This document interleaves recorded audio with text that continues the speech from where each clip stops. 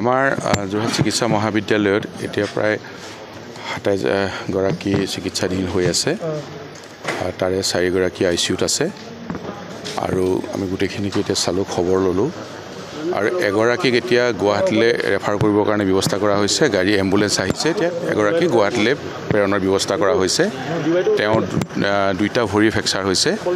আৰু গুৱাহাটীলৈ এই মুহূৰ্ততে প্ৰেৰণ কৰিবৰ কাৰণে ব্যৱস্থাখিনি গ্ৰহণ কৰা হৈছে বাকী আমাৰ ডাক্তৰসকলে খুব ভালকৈ ট্ৰিটমেণ্ট কৰি আছে আমি সকলোখিনি এতিয়া তাতে ভিতৰত গৈ খা খবৰ লৈ আহিলোঁ আইচিইউত ৪ গৰাকী আছে ৪ গৰাকী তেওঁলোককো আমি খা খবৰ লৈ আহিছোঁ আৰু বাকী যিসকল আমাৰ মানে ৰুমত আছে সেইসকলকো পৰিয়ালৰ লগতো আমি কথা পাতিলোঁ আৰু খা খবৰ লৈ আহিছোঁ আমাৰ যিসকল ডাক্তৰে চাই আছে তেওঁলোকৰ লগতো কথা বতৰাখিনি পতা হৈছে যিগৰাকী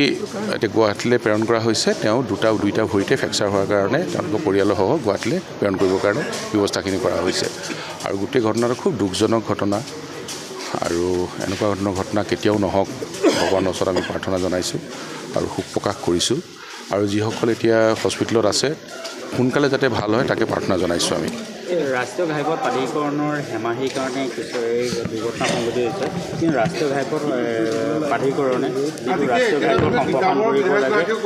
সেই প্ৰয়োজনীয় নকৰা নাছিল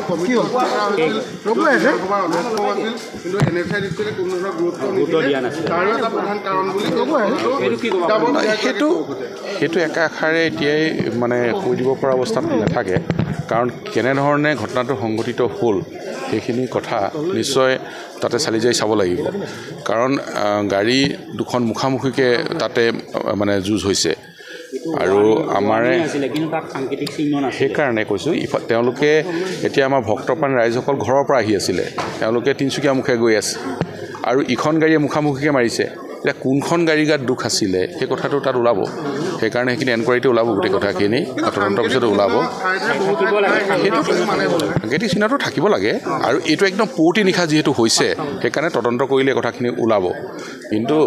এতিয়া আমাৰ কথা হ'ল যে যিখিনি এতিয়া হস্পিটেলত আছে সেইখিনি সোনকালে আৰোগ্য হ'ব লাগে তেওঁলোকক সম্পূৰ্ণ ভালকৈ আমাৰ যিখিনি চিকিৎসা সেই চিকিৎসাখিনি দিয়াৰ ক্ষেত্ৰত আমাৰ চৰকাৰে পদক্ষেপ লৈছে আৰু সম্পূৰ্ণৰূপে ইয়াত যিসকল ডাক্তৰ আছে ডাক্তৰসকলে এতিয়া মানে দিনে নিশাই তেওঁলোকৰ লগত লাগি আছে কাম কৰি আছে যোৰহাট চিকিৎসা মহাবিদ্যালয়ৰ চিকিৎসকসকলে আজি ভোকে লঘোণে তদাৰক কৰি আছে সকলো পৰ্যবেক্ষণ কৰি আছে তাৰপিছতো কিন্তু যি ঘটনা সংঘটিত হৈ আহিছে কিন্তু ৰাষ্ট্ৰীয় ঘাইপথ প্ৰাধিকৰণকে সকলোৱে অভিযোগ উত্থাপন কৰি আছে কিন্তু মুখ্যমন্ত্ৰীয়ে কঠোৰ নিৰ্দেশ দিছিলে তাৰপিছত কিয় ৰাষ্ট্ৰীয় ঘাইপথ প্ৰাধিকৰণে সেই ক্ষেত্ৰত গুৰুত্ব দিয়া নাছিল এইখিনি কথা আমি নিশ্চয় গুৰুত্ব দিব লাগিব কাৰণ এতিয়া আমাৰ ৰাস্তাবিলাক ভাল কৰিবৰ কাৰণে য'ত বেয়া হৈ আছে সেইখিনি কথা মাননীয় মুখ্যমন্ত্ৰী মহোদয়ে একদম কাৰা নিৰ্দেশ দিছে কিন্তু এই ঘটনাটো কেনেধৰণে হ'ল তদন্তত গোটেই কথাখিনি ওলাব আৰু মই যোৰহাট মেডিকেল কলেজৰ ছুপাৰিণ্টেণ্ডেণ্ট প্ৰিন্সিপালকে আদি কৰি আমাৰ যিসকল ডাক্তৰে দিনে নিশাই কষ্ট কৰি আজি কামখিনি কৰি আছে মই ধন্যবাদ জনাইছোঁ মই ভিতৰত গৈ মই যেতিয়া দেখিলোঁ খুব ভালকৈ আমাৰ যিসকল এতিয়া তাতে সেৱা কৰি আছে সেইটো ভাল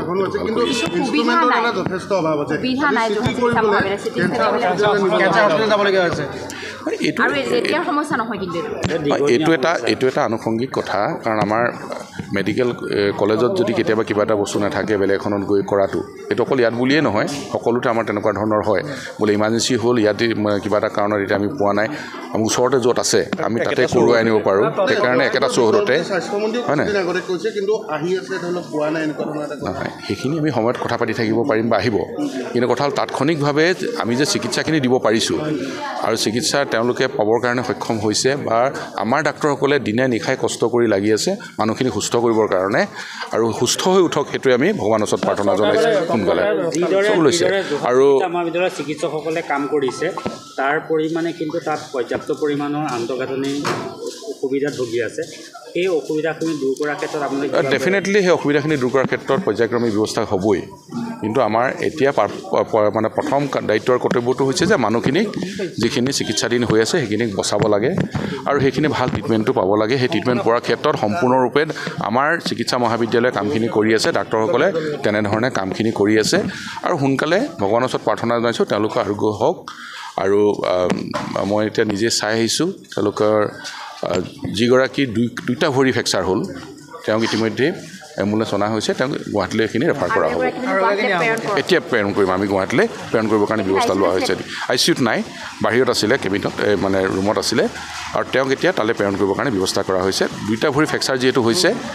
উন্নত চিকিৎসাৰ কাৰণে তেওঁ কৈছে যে গুৱাহাটী মেডিকেল কলেজলৈ তেওঁ ৰেফাৰ কৰাটোত সেইকাৰণে তেওঁক তালৈ ৰেফাৰ কৰা হৈছে চিকিৎসাৰ ক্ষেত্ৰত